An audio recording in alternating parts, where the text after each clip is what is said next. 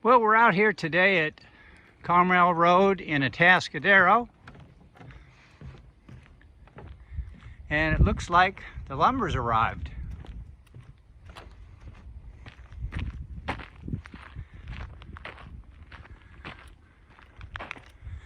After pulling all the form boards off of the concrete, checking everything to be okay, they started laying down the mud sill or the bottom plate for the walls.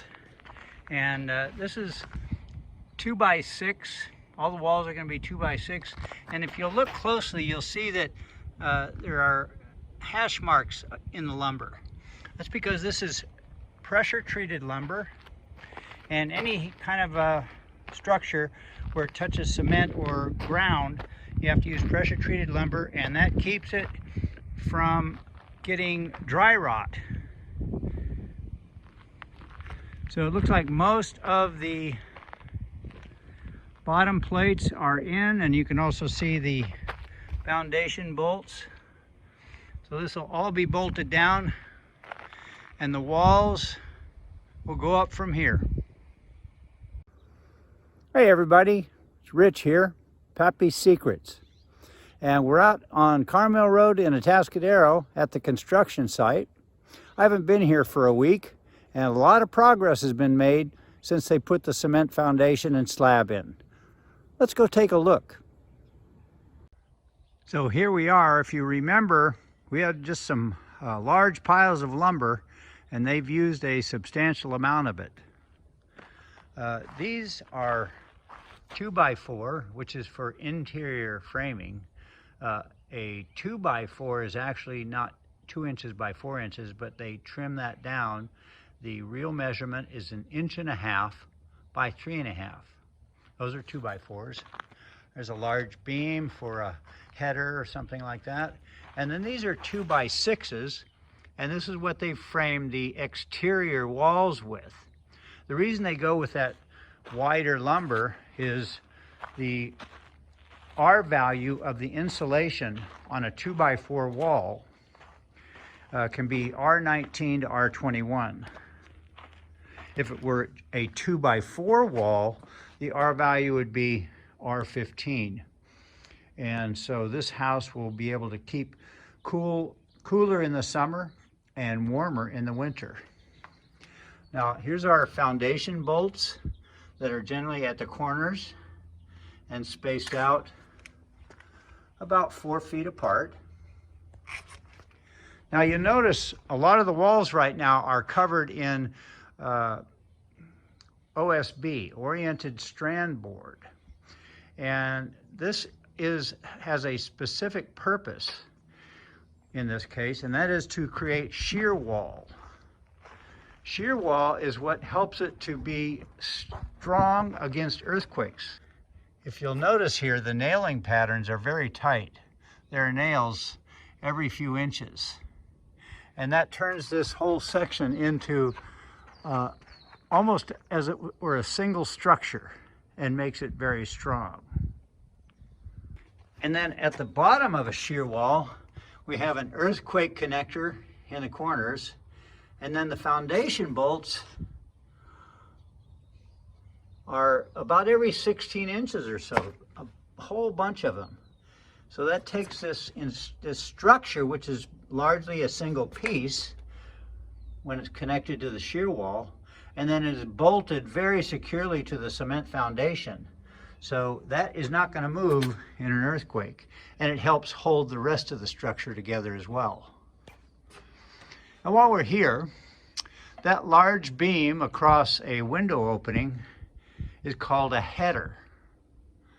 And that is because of the large span from this side to the other needs to be able to carry the weight of all of this across here. And that is what the purpose of a header is. Here's the front of the house and the entry. So we'll walk up to the front door, ring the doorbell, ding dong, we're here. And then we walk into the living room, and in that far corner is going to be the kitchen. And over here, a dining area with either a sliding door, French doors, something like that. Then we walk down the hallway, and we have a bedroom on the left.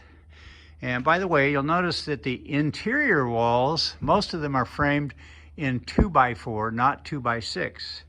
And also because they are interior walls, they are not load bearing. They don't have to be bolted to the floor.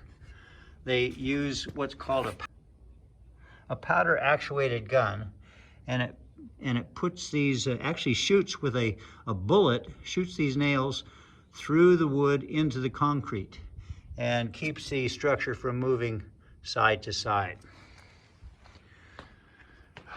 You'll notice a lot of angled boards here, and these are so that when they build that wall and they put a square and a level on it, and once they find the proper position, they'll put this board in place to hold it there until they get more structure together that will hold it in place, keep it square. In the garage, you can see several diagonal pieces of 2x4 from side to side, and these are to hold the walls up once they've found them, made them plumb, which is square, and level.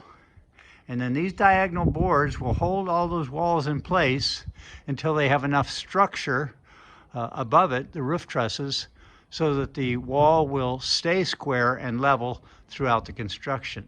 So these are temporary boards to help with that purpose. And here is a second bedroom, bathroom, or possibly laundry as well. Hard to tell at this point, and I don't have the plans here. And then this is the master bedroom.